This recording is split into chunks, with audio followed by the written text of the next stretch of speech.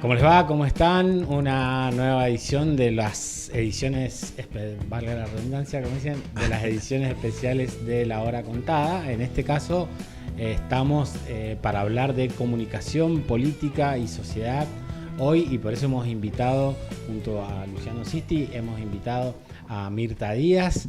Ella es presidenta del Círculo de Periodistas de Mendoza y además es diputada de Mendoza, mandato cumplido. Sí. ¿Ah? Así que, y te has especializado en estos temas y te gusta trabajarlos. Por eso invitamos a Mirta hoy para que debatamos algo que, digamos, está tan presente a veces que pasa por arriba o por abajo del radar para la discusión. Entonces, es como que la comunicación se ha hecho tan omnipresente en nuestra vida hoy, sobre todo la comunicación política, que a veces faltan espacios para el debate y como por ahí dicen, pasan los elefantes, ¿no? Es decir, va pasando la cosa y nos detenemos poco a pensar en este aspecto que se ha convertido hoy en una situación crítica.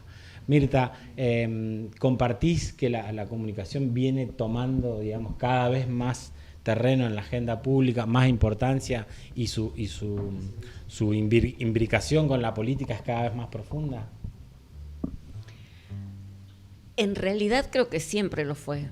¿Sí? Solamente que ahora tiene algunos elementos, tiene recursos fuertísimos que hacen que en algunas ocasiones se traspase las candidaturas. Es decir, hay, por ejemplo, en alguna época, digamos, la comunicación política, que en realidad hoy es psicopolítica, si se quiere, ¿no? Ha cambiado un poco su terminología. No es distinto a toda la revolución comunicacional y tecnológica, ¿no? Por el contrario, es donde más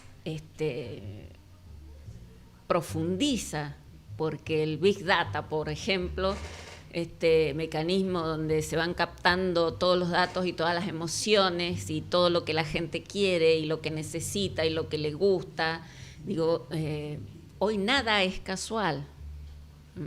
Antes tenía que ver, la comunicación política estaba directamente relacionada con la personalidad de un candidato, con el carisma, con lo que tenía tiempo de mostrar, con mucho dinero, a cuántas personas le daba la mano. Yo recuerdo, y perdón que me ponga de referencia, pero son las experiencias, digo, tuve la oportunidad en la campaña de Kirchner que estar un día en la campaña por algo que yo le había dicho cuando vino a Mendoza y él ni soñaba con sí soñaba con ser presidente, pero estaba muy lejos de serlo. Y observando, y con la poca plata que había para la campaña, en un momento le manifesté que yo no lo conocía y lo veía por primera vez y realmente no me gustaba Kirchner. Y cuando lo vi y esa amabilidad, esa cosa afectuosa, cariñosa, ese carisma que tenía, en realidad él era lo que era personalmente. La pantalla era horrible, ¿no? Era horrible, digamos, como candidato. No se alcanzaba a ver todo lo que él transmitía personalmente. Entonces le decía, ¿por qué no armás una estrategia para poder llegar a más gente, a tocar a doña Rosa, a doña Paula, a don Pablo? Más proximidad. Una proximidad con la gente, que eso realmente llegaba mucho. Y bueno, tuve la suerte de que me invitara un día a su campaña para poder armar eso. Y digo, bueno, hoy eso es impensable. Si bien todo se da de manera correlacionada, no es que eso haya restado importancia a la proximidad con la gente, todo lo contrario. Pero hoy, bueno, hay estrategias que rompen con cualquier idea. Creo que no tenemos idea lo que está pasando hoy en el mundo respecto de las campañas políticas, ¿no?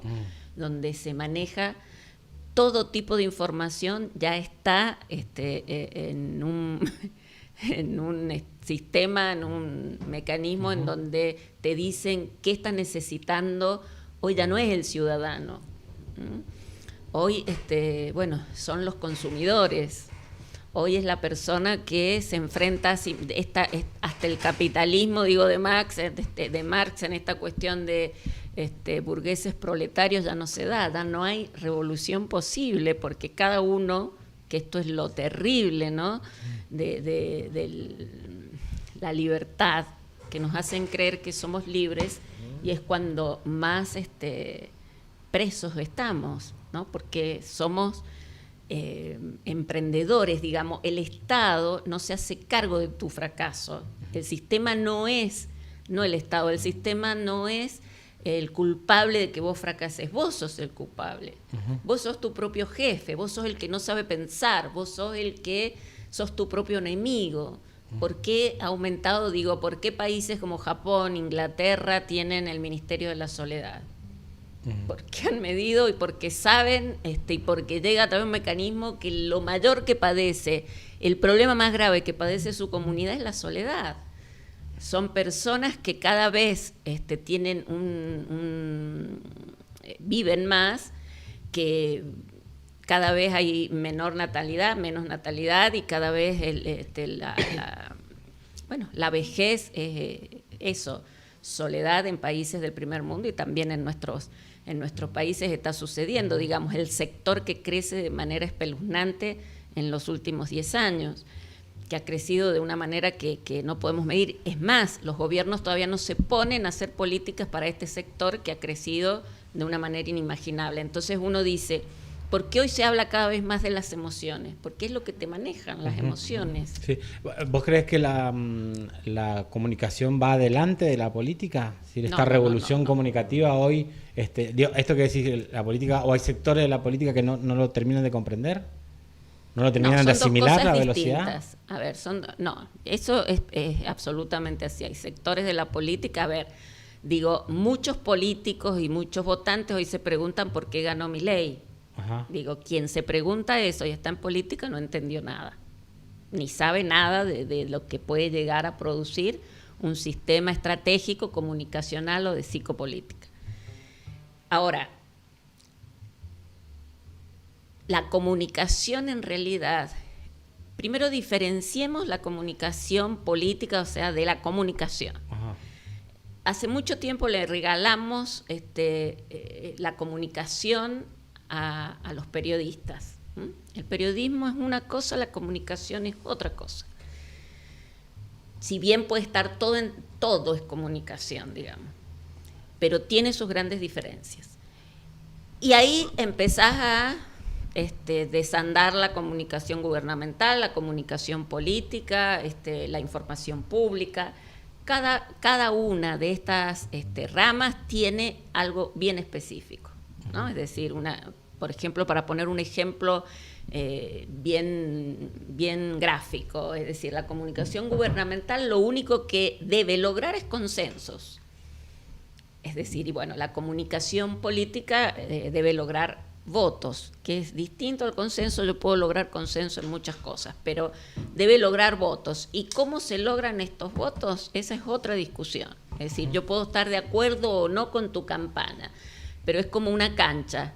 ¿Quién es el que importa? El que mete goles. O sea, lo que importa dentro de un partido de fútbol son los goles. Sí. Si te cobraron mal un penal, si tocaste la pelota con la mano, bueno, es otra discusión que la vamos a dar después del partido, pero yo ya te gané. Bueno, ya que lo metiste, retruco, ¿por qué ganó Milei? Bueno, yo me he hecho muchas veces esa pregunta, porque en realidad para mí, como para tantos, fue una gran sorpresa, y bueno, no voy a emitir mis juicios de valor en el tema, pero es multicausal, creo. Uno de los motivos, y no los voy a decir en orden como los diría alguien que saben mucho de estos temas, creo que Milei tenía muy en claro lo que quería, muy en claro. Y armó una estrategia para lograr ese objetivo y lo logró. En esa estrategia, que además creo y estoy convencida que la psicopolítica ha tenido mucho que ver, digo, de hecho, no todas, pero la mayoría de las decisiones posteriores, ahora en el gobierno de Milei, tienen que ver un poco con esto, ¿no? Primero creo que hubo, si bien muchos dicen que no fueron lo suficientes y demás, hubo una gran cantidad de jóvenes que se pusieron la bandera de él al hombro. Es decir, soy libertario, soy León, soy Milei. Eso hacía mucho que no pasaba masivamente. En segundo lugar, creo que todos los candidatos trabajaron para que él fuera electo. ¿Por qué? La comunicación, el lenguaje, las emociones que se transmiten, la manera de trabajarlas cambió para siempre. Chicos, la revolución más importante junto a la feminista, aunque no le guste a los libertarios, ha sido la comunicación, la tecnología, y esto cambió para siempre. Y él cambió el relato para siempre. No hay mejor manera de seducir y de llamar a alguien a que adhiera a lo que vos decís que contando historias que quiere escuchar. Y Milei contó historias que la mayoría del pueblo argentino quería escuchar, ¿no? Que además tenían elementos que hacía años venían trabajándose en la mente de los argentinos. Esto de Cristina chorra, Cristina ladrona, Cristina esto, sí, Cristina aquello. Digo, los que entendemos algo de comunicación sabemos que esto tomó años de personas atrás de las computadoras instalando un mensaje. Muchos dicen ganó por las redes. Nadie puede ser presidente por las redes, digo. Disculpa que te interrumpa. Hoy lo escuché a Chicha Helbund diciendo que si bien la red había sido importante, ganó por la televisión más que nada. Totalmente. Los tipos más importantes para ese sector que votó a Milei lo tenían 3 veces al día en una entrevista. O sí, fue el candidato que más veces, que más reportajes tuvo en toda la campaña. Fantino, bueno, no paremos de mencionar, digo, todo el mundo, desde Mirta Legrand hasta todos los políticos, los periodistas políticos, los periodistas de espectáculos, los periodistas, bueno. La otra cuestión es que él pone un ingrediente que hoy es muy trabajado, digo, los grandes especialistas, como Byung-Chul, el chino, exacto. Lo trabaja muy bien, lo dijo muy bien en su libro El Enjambre, que es maravilloso de leer, y bueno, en sus últimos libros, y sigue hablando de lo que produce hoy esa información que uno cotidianamente envía al Big Data, o que a distintos mecanismos, pónganle el nombre que quieran, pero digamos, él trabajó muy bien eso, él mostró, antes uno trabajaba en el respeto, ¿no? En la mirada hacia el otro, la otredad, esta cuestión de somos una comunidad que en realidad se refleja en el otro, se construye a partir del bien común, de la justicia social, bueno, primero, no cree en lo público. Y brindó el escándalo contrariamente al respeto, como, digo, ¿por qué hoy triunfa Gran Hermano? Porque en realidad esa es otra de las cosas que ha logrado el neoliberalismo, ¿no? Es decir, bueno, es el escándalo, el individualismo, vas a lograr las cosas por vos mismo, es decir, todo lo que vos hagas es para contribuir al consumo, a la libertad, sos libre de hacer lo que quieras. Entonces sos libre de gritar, de insultar. Ustedes imagínense a Cristina diciendo viva la Argentina, carajo. Digo, hubiera ido presa, pero... Sí. Bueno, y esto se lo permiten a Milei y no solo se lo permiten, es ovacionado por un escándalo constante, por la disrupción constante, por esto que te brinda hoy un mundo que en realidad... no quiere nada de libre, es decir, quiere que seas una persona que le sirva al sistema, que produzcas, que consumas y que no pienses. Hace tiempo estuvimos con Eliana Luna, que le mandamos un saludo de paso, una politóloga que nos dejó una vez ese día una frase muy interesante, que era antes de la elección. Milei ya se perfilaba como un favorito de él. Y dijo algo muy interesante, que a través del uso de las redes y la combinación esta con el medio televisión y demás, lo que había logrado el dispositivo Milei, que es decir, que está atrás de este candidato, de esta figura política, es que haya un Milei por cada votante que lo sigue, digamos. Se personaliza tanto la comunicación a través, como vos decís, de la psicopolítica, las emociones y demás, que se logra tocar las fibras de cada persona individualmente con ese Milei, ¿no? Claro. Es decir, hay un Milei y en esto, si uno por ahí lo puede cruzar este concepto o esta idea o esta estrategia, cruzarla con la sociedad, la famosa concepto de la sociedad líquida de algunos sociólogos. Entonces Milei puede decir un día que está a favor del aborto y 2 meses después puede decir lo contrario. Es decir, como decíamos en un programa con Luciano, estaba a favor de la desregulación, pero después está en contra, entonces va a congelar los precios. Bueno, digo, no hay un amarre del discurso, no hay un amarre de la coherencia, pero quizás es porque el consumidor, por decirlo así, el que consume la comunicación, tampoco lo exige. ¿No? Es decir, no es un valor la coherencia. Porque en realidad ese consumidor o ese prosumidor, como también le llaman, vive de igual manera. Claro. Es decir, son tantos los espacios hoy de información tan diversos y tan disruptivos en su mayoría que hoy pensás una cosa y mañana pensás otra.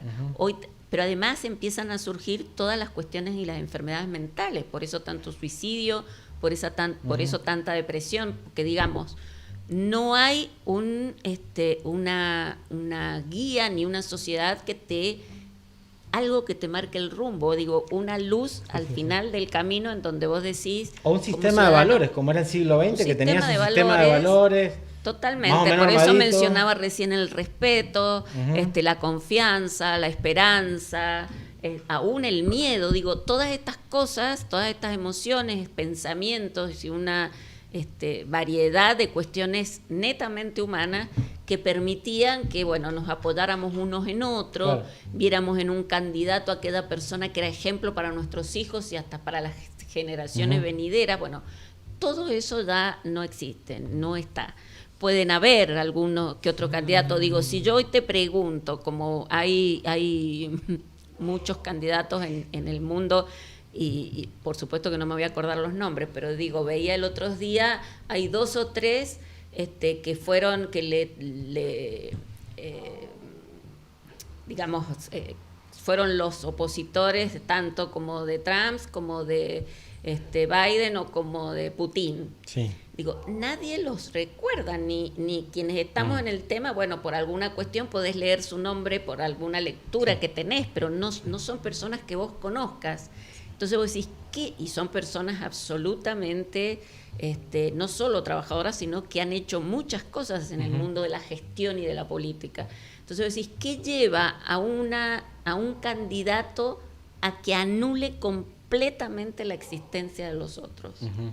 ¿No? Es decir, ¿qué llevó a Milei? Porque la pregunta, más allá de por qué ganó Milei, es ¿por qué los argentinos que votaron siempre lo contrario a Milei hoy votan a un personaje que supuestamente representa todo lo distinto a lo que dice el tango, a lo que dice el gaucho, a lo que dicen nuestras tradiciones? La soberanía. No, pero hay una cosa que a mí la hemos charlado acá y la hemos analizado.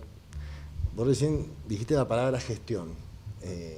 Indudablemente, yo creo que los 12 años, Néstor, Cristina, para mí fueron los 12 años mejores, digamos, incluso donde podría decir personalmente, yo sin tener cargo político, digamos, de renombre, siendo empleado, con mi esposa hicimos una buena vida. Creo que Macri y después Alberto Fernández fueron los procesos donde se complicó el decaimiento, sí. El decaimiento. Pero vos fíjate que el fenómeno Milei, acá en Mendoza, departamento donde el peronismo gana por el 50%, pierde la de gobernador y nos matan en la de presidente. lugares como Buenos Aires, ganamos por muerte la de gobernador, perdémosla y salimos casi empatados en la segunda vuelta. O sea, hay como también hay... Es un verdadero fenómeno. Creo que es un fenómeno donde la gente se ve, che, este tipo hace... Va a lograr lo que nadie logró.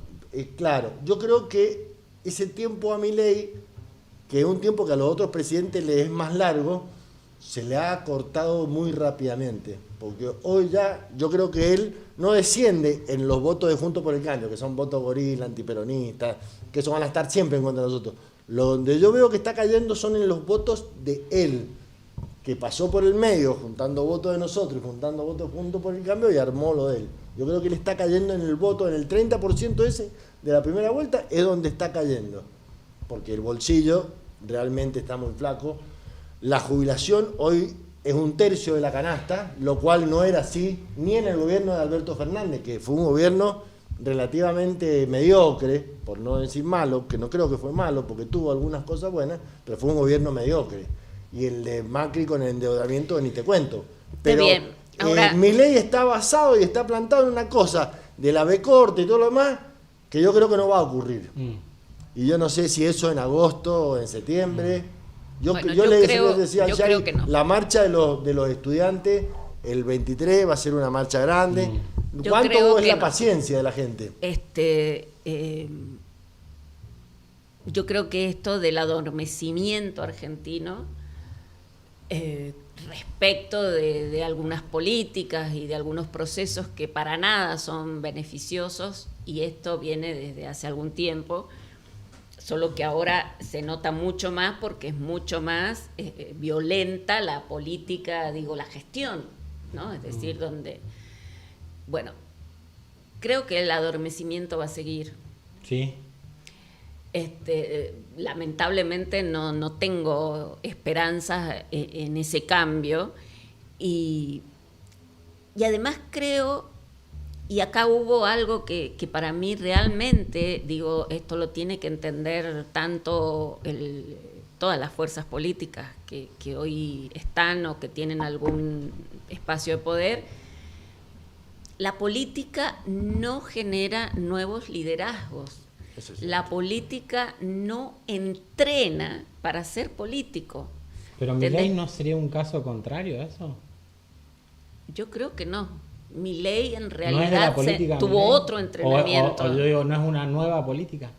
¿No es un nuevo estilo, nuevas formas de política? Totalmente. Es decir, ahora, el que cree que Milei llegó de pura casualidad y porque los argentinos estábamos enojados, no, ahí hay un aparato atrás, pero impresionante. Aparato que lo puso el peronismo al principio para bajar a Juntos por el Cambio. Sí. Entonces acá son muchos los culpables, si se puede llamar, digo, Milei ganó en la democracia ganó en buena argentina, ley, ganó en buena ley, y esto hay que respetarlo, Sí. y quienes creemos en la democracia tenemos que hacerlo. Ahora, vos ves hoy a los espacios políticos de Mendoza, es un caso aparte, ¿no? Sí. Pero vemos a los espacios políticos tanto de Mendoza como de Argentina y siguen con el mismo discurso, la misma propuesta, las mismas caras. Esto a mí me parece de terror. Yo recuerdo hace, ya van a ser 15 años, cómo pasan las cosas. Cuando ustedes se acuerdan de la crisis del campo y el fenómeno de Cobos, que él se plantó en un eje de outsider de la política, así como diciendo, bueno, yo voy contra el sistema político, contra el kirchnerismo y qué sé yo, hegemónico, y clavo una diagonal y le fue bien. Me parece que él ahí, digamos, en ese movimiento inaugura, si se quiere, esto que hacia donde va Luciano, y me parece bastante gráfico para expresarlo, que es esta cosa de tiremos humo con las nuevas técnicas, con la nueva comunicación y demás, digamos lo que la gente quiere escuchar, pongámonos en el lugar de francotirador de la política y demás, y después vemos hasta dónde llegamos con eso, pero la gobernabilidad, me refiero a la gobernanza de las situaciones materiales, reales de todos los días, no acompaña con ese juego.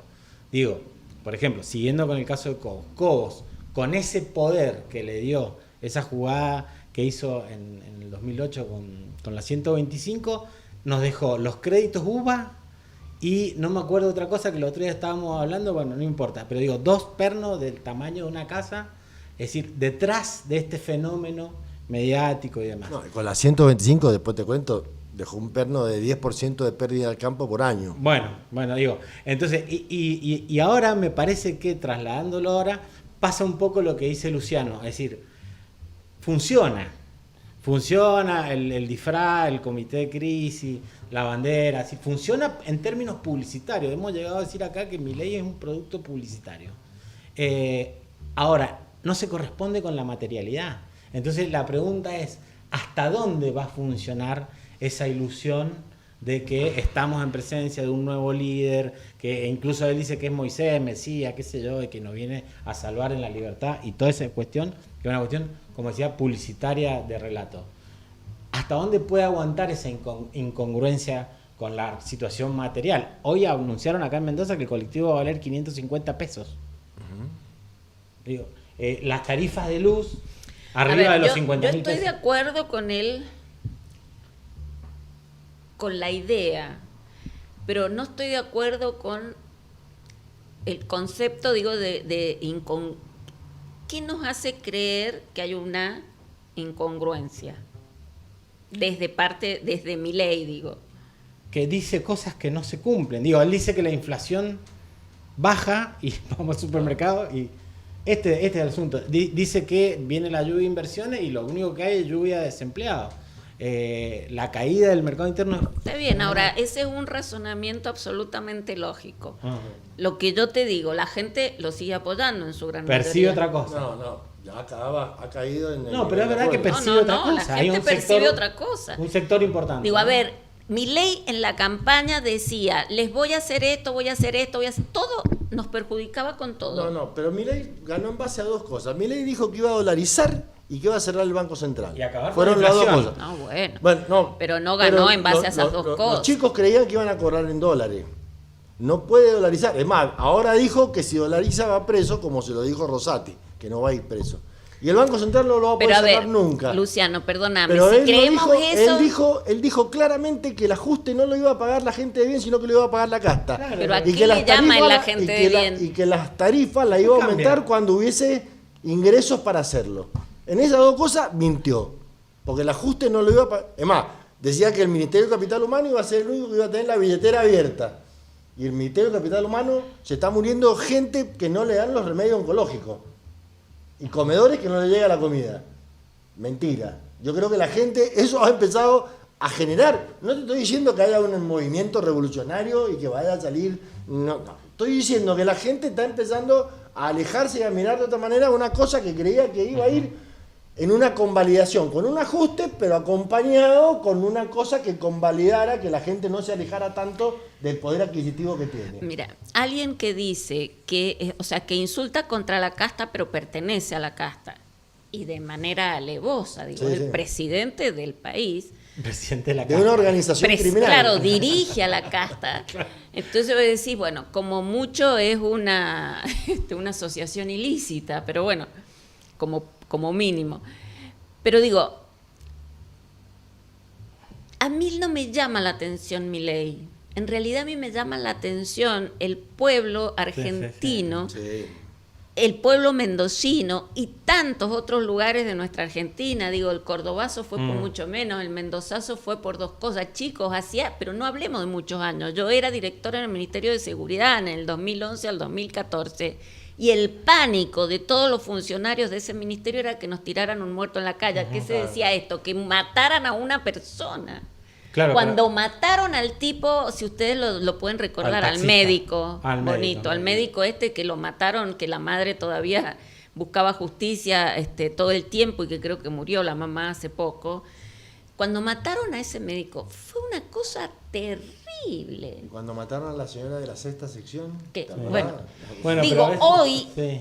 te matan un tipo por una bicicleta Sí. y nadie dice nada. Sí. Hoy en mi cuadra, y esto debe pasar en todas las cuadras de la 6ª y 5ª sección, nos han robado a todos, Sí, día por día, tienen un nivel de inteligencia.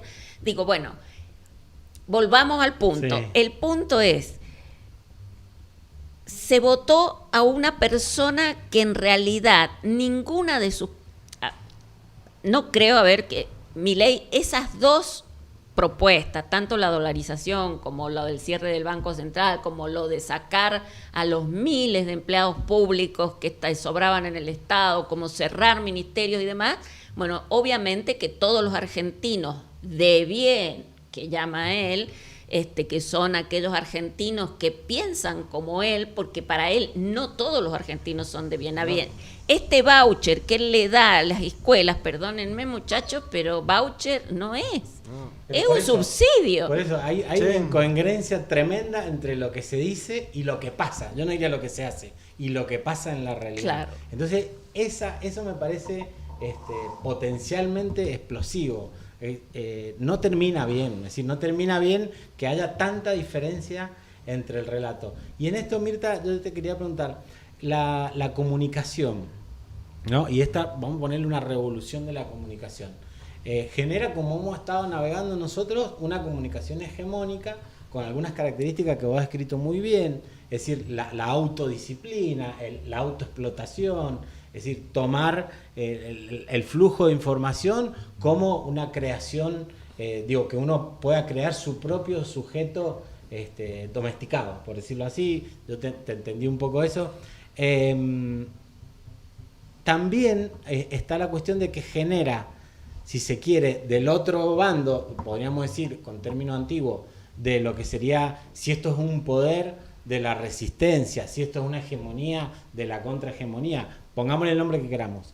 Pero también genera, y creo que nosotros en algún punto somos una muestra de eso, genera la posibilidad de que precisamente los sectores dominados, los sectores explotados y demás, tengan su propia comunicación, generen sus propias redes de comunicación, y esto dé la posibilidad de quebrar un poco este bloque que aparece tan monolítico, ¿no? Y que prácticamente nos deja condenados a un sistema, a una dictadura, a una infocracia, como dice el surcoreano. Bueno, ¿no? exactamente. Bueno, ¿cómo ves por qué eso pasa mismo, en estos sectores?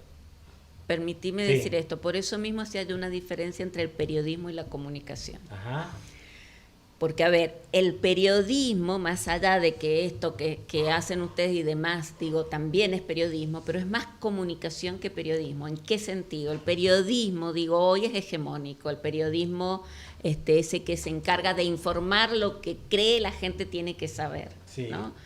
La línea de los grandes intereses. Exactamente, los que cobran por decir lo que hay que decir, lo que el gobierno de turno quiere que se Lo diga. que dicen los dueños de las cosas, decía Rodolfo Walsh, que son los dueños de las palabras. Es así, lo que dicen los dueños de las cosas, Sí. las mías, las tuyas Sí.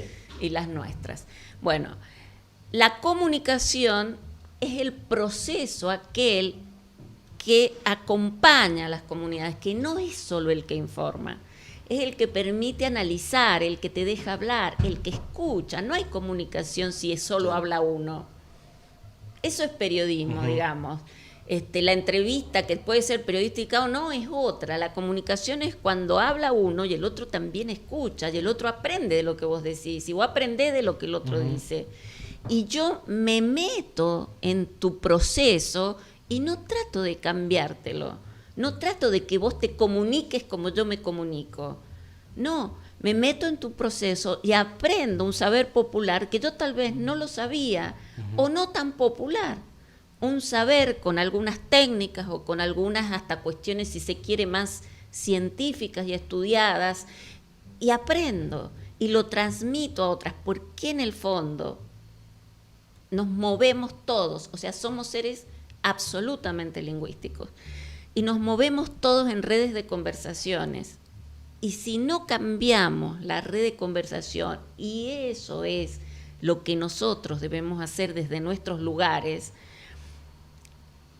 estar siempre metidos en una red de conversación que mate, destruya y acabe con las viejas redes de conversación en donde, o con aquellas que nos quieren imponer. La única manera de modificar la cultura es modificar las redes de conversaciones. No hay otra manera. Es decir, si vos te pones a analizar desde lo más grande a lo más pequeño, ¿a qué me refiero? Desde la nación, Milei, el presidente, la casta, todo este relato nuevo que le introduce, sí, y lo llevas a la casa, a la familia, a los encuentros entre los amigos, al club, al fútbol, digo, todos estamos inmersos en redes de conversaciones. Entonces, generemos aquellas redes que permitan y que nos permitan salvarnos, salvarnos de esta hegemonía, de este ostracismo, de esta mentira, de esta sociedad que genera todo el tiempo hombres, mujeres, niñes, solos. Sí. Determinadamente solos y con miedo. Eso me gustó porque la semana pasada, justamente acá, hablando de la interna del peronismo, que es otro espacio para charlar un rato largo. Otro de los temas que nos gustan. Yo decía que antes había, el carnicero era peronista, la maestra era peronista, el policía era peronista, el del comercio era peronista, o sea, eran peronistas y trabajaban cada uno en sus cosas. Y ahora el peronismo se ha reducido al cargo, o a la estructura partidaria, o a la estructura de gobierno, todo. Y esos tipos que están ahí sueltos no reciben comunicación ni manejo de el encuentro, de diario. Por ejemplo, el encuentro ya ha dejado de producirse. Hay una anécdota que no voy a decir contar ahora, lo voy a contar en otro momento, que contaba el Mario Franco, que antes las fechas patrias se festejaban en la unidad básica. El 17 de agosto, el 9 de julio, el 25 de mayo, y él, el Mario, como era, un tipo muy gracioso, cuenta una. Digo, pero esa comunicación que había dentro del peronismo antes, que incluía al tipo del barrio... También está rota por estos fenómenos. Se ha roto, claro, por haber arrinconado, claro, a los dirigentes en una jaula y haber dejado a los otros por afuera. Claro. Entonces, el que está por afuera hay otra cosa que dice la Mirta y decir, mirá este tipo. Hay otra cosa que quiero decir. Digo, esto de esta cosa tan odiosa, tan rencorosa, tan misógina, este gobierno, es decir, terminar con la perspectiva de género, sí, acabar con... Esto no es casual. ¿Qué otra revolución ha habido que no sea el feminismo? En el siglo XX fue la mayor. ¿Quién puede decir, digamos, hoy, quién puede enfrentar determinadamente a un o a cualquier gobierno de estas características? Chicos, el tema de haber logrado la ley del aborto, que digo, esto nace con la humanidad misma. Las mujeres que quieren abortar van a abortar, sí, haya ley o no, sí, haya permisos o no. Entonces digo, a ver, es distinto a todo lo otro que llaman delito. No voy a emitir otras opiniones, voy a hablar como mujer. Digo, esto existe de que el mundo existe. La mina que quiere abortar, aborta. Le guste al varón, le guste a la sociedad en su conjunto, le guste a la familia o no. Ni se enteran. Entonces, a ver, digo, ¿de qué estamos hablando? Y creemos absolutamente en la vida. Digo, de hecho, nadie puede creer más en la vida que las mismas mujeres. Podemos discutir millones de cosas que están cambiando aún hacia adentro. Creo que en realidad tienen pánico al feminismo, sí, porque el feminismo de hoy, la fuerza más importante que tiene es que se da hacia adentro de cada mujer. Ya no hay, está bien, sigue existiendo la violencia, va a seguir existiendo el machismo. También podemos hablar en algún futuro sobre no la violencia de género, sino alguna violencia psicológica que las mujeres podemos producir. Digo, todo lo nuevo que va ahora. Esa fuerza femenina que construye todo el tiempo, no la para nadie. Si tuvieran media cabeza, digo, social, y realmente puesta en la comunidad, sabrían que si vos tenés y hacés que las mujeres produzcan, crezcan, se desarrollen y sean felices, tenés una sociedad completamente feliz. Mirá. Solo las mujeres podemos hacer que los adolescentes no se droguen, que los hombres trabajen, que los tipos sean mejores personas, que nosotras seamos mejores personas, que nos encontremos unos a otros y podamos hablar de igual a igual, sin superponernos. Las minas no queremos mandar, ahora no queremos ser mandadas, ¿de qué me estás hablando? Entonces, y esto, si no lo logran las mujeres, no lo logra nadie. Digo, a ver, ¿cómo haces que un niño, un chico, un adolescente quiera estudiar, quiera desarrollarse, no se drogue, no tome, ¿no? La mujer es la última reserva moral que le queda a cualquier país. Bueno. Mira, Flaca, para cerrar, el jefe de Milei, Murray Rothbard, dice: se opuso al igualitarismo y al movimiento de los derechos civiles y culpó al voto y al activismo de las mujeres del crecimiento del estado de bienestar. Año 1940, 1950.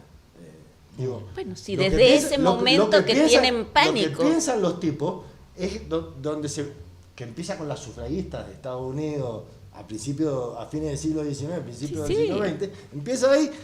Esto piensa Milei porque esto es lo que piensa su jefe. Cuando mamá, él dice. podemos hablar de cientos de mujeres de la historia, pero digo, una que está muy próxima como Mamá Antula, la que fue declarada santa, la primer santa argentina. Cuando en 1920, 1940, le dice a su padre, 1840, sí, le dice a su padre: yo no voy a ser ni monja ni me voy a casar. Y comienza a evangelizar y logra unir a los esclavos con los burgueses de ese momento que no querían ni verlos caminar por la calle. Y esto, que parece una estúpida anécdota de una loca, se repite a lo largo de toda nuestra Latinoamérica.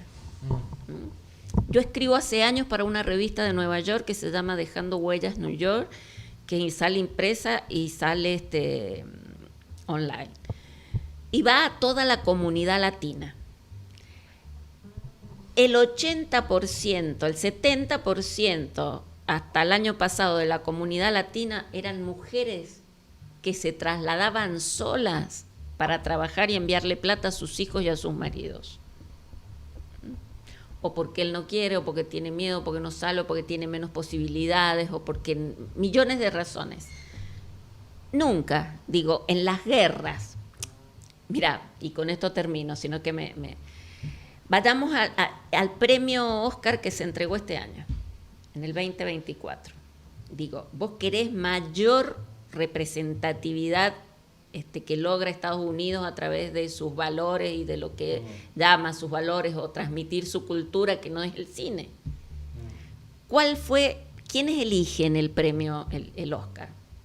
Los directores y los... Claro, todos los que hacen el cine, digamos, los miembros de la academia. ¿Cuál fue el tema que preponderó en todos los premios? La bomba atómica. La guerra. Todas las películas que obtuvieron, excepto una o dos, que fue el feminismo, sí, pero digamos, la mayor cantidad de premios, que fueron 16, creo, o 26 son en total, la mayor cantidad, el 80% de premios fue la guerra. ¿Y por qué? Porque en realidad la preocupación más importante que tienen los que hacen cine, o los que son de Estados Unidos en general, es la guerra. Y ahí, le va sumando, pero digo, en esto las mujeres, en lo que es la guerra, en lo que es el desarraigo, en lo que es la inmigración, la migración, las violaciones constantes, la trata, la violencia, digo, ¿quiénes defienden? Hay, Mirta, un debate muy interesante que se da en el ámbito de la comunicación y en el ámbito político también, sobre que parece ser que esta revolución tecnológica trajo todos estos fenómenos que venimos analizando y charlando acá, pero también aparece ahí un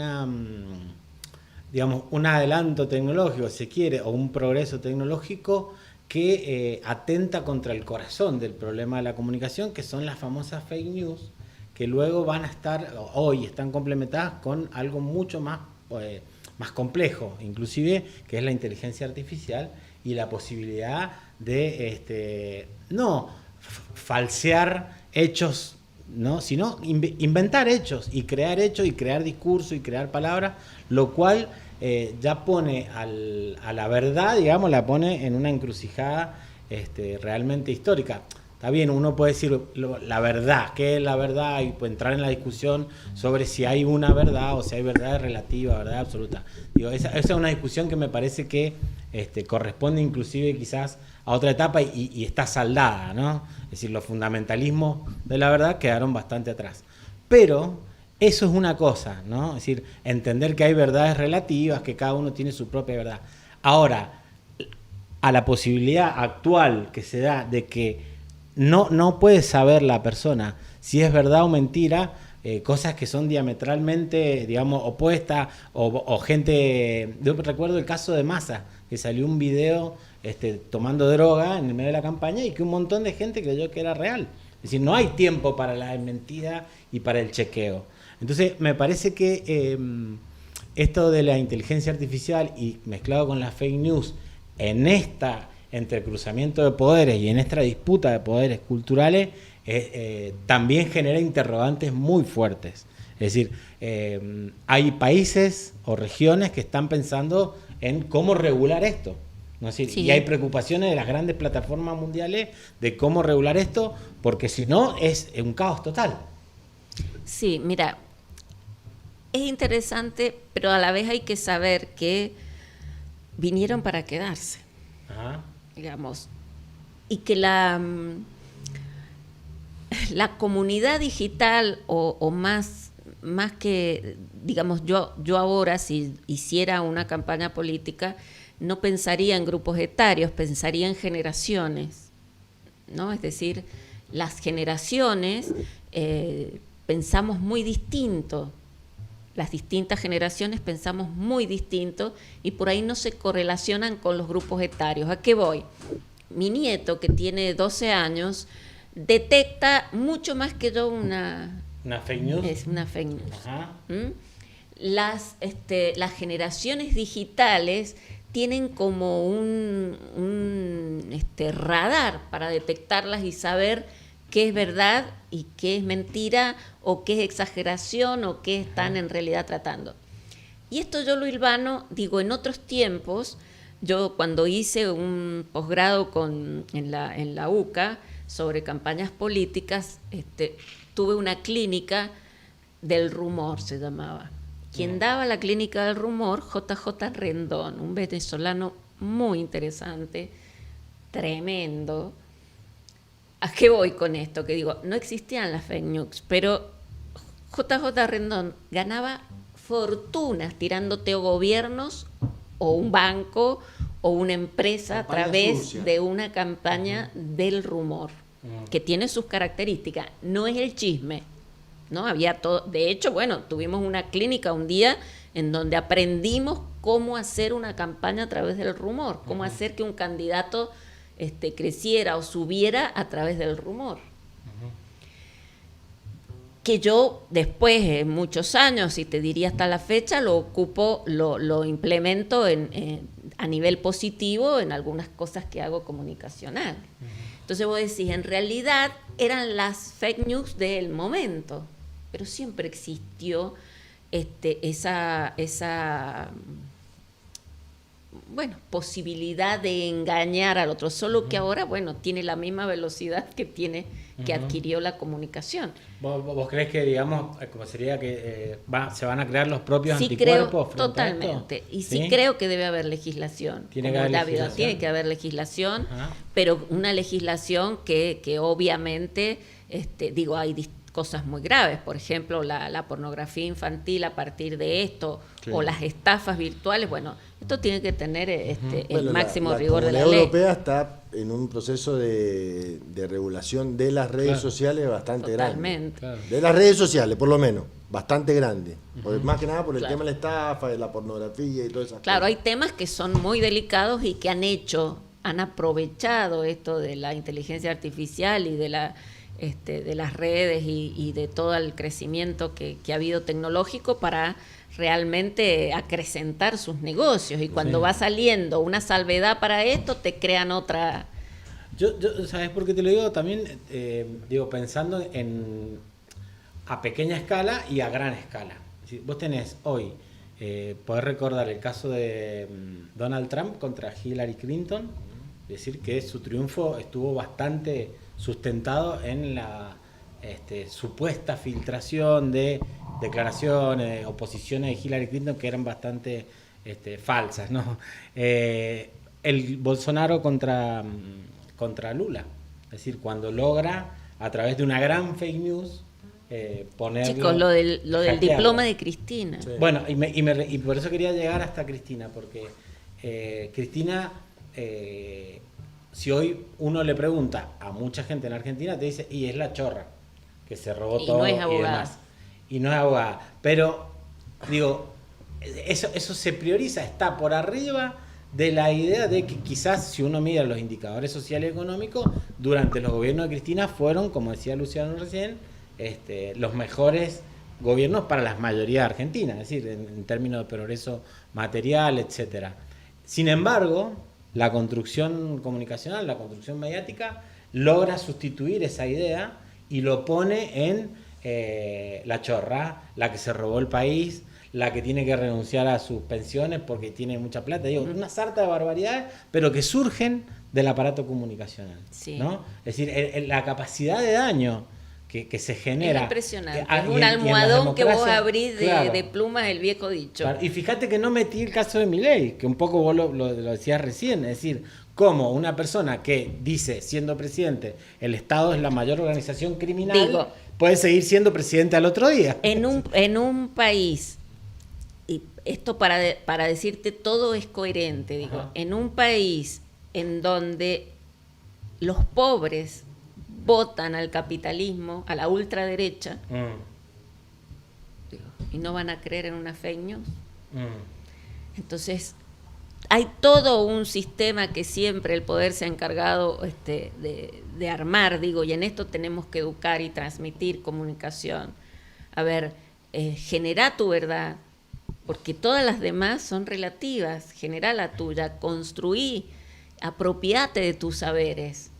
No pudiste ir a la universidad, tenés unos saberes exquisitos que en realidad mucha gente querría saber, querría conocer. Y quienes tenemos alguna capacidad de conocer algunas herramientas comunicacionales, tenemos la obligación de brindarlas, de ponerlas en común, de generar encuentros. Mira, el sábado fui a un lugar que son de compañeros que me invitaron, por primera vez fui, que se llaman Los Incorregibles, se han puesto, son todos conocidos y amigos de ustedes. Fue algo tan bonito y tan de poquita gente y tan de afuera de la política, pero emocionalmente adentro, que yo dije, esta es la cuestión. Estas son las cosas, estos son los espacios. No importa cuántos seamos, no importa si no nos conocemos mucho, pero seguramente algo en común tenemos. Y hoy creo, los argentinos en general, tenemos el dolor, compartimos el dolor de saber que tenemos el país que todo el mundo quiere y no somos capaces de administrar, ni de concebir, ni de vivirlo, ni de disfrutarlo, porque siempre estamos en la miseria dirigencial. Nada.